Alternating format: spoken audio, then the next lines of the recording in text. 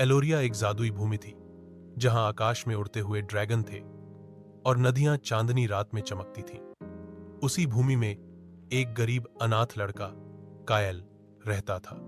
कायल का दिल साहसिक यात्रा की ओर खींचता था, लेकिन वह हमेशा अपनी छोटी सी गांव की दीवारों के भीतर ही सिमट कर रह जाता था।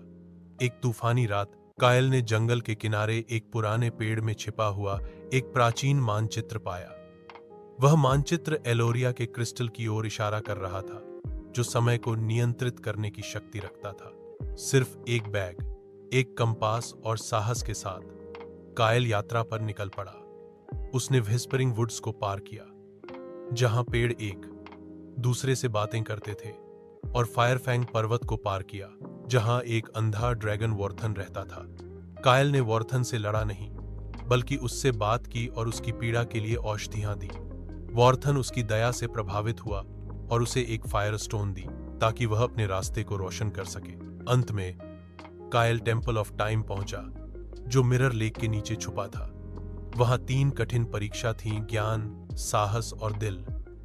कायल ने एक प्राचीन पहेली का हल निकाला, टूटते पुल को पार किया और एक घायल लोमड़ी की मदद की, भले ही समय तेजी से बीत रहा था। टेंपल के भीतर कायल ने चमकता हुआ क्रिस्टल पाया। जैसे ही उसने क्रिस्टल को छुआ, पुराने गार्डियन की आत्मा प्रकट हुई।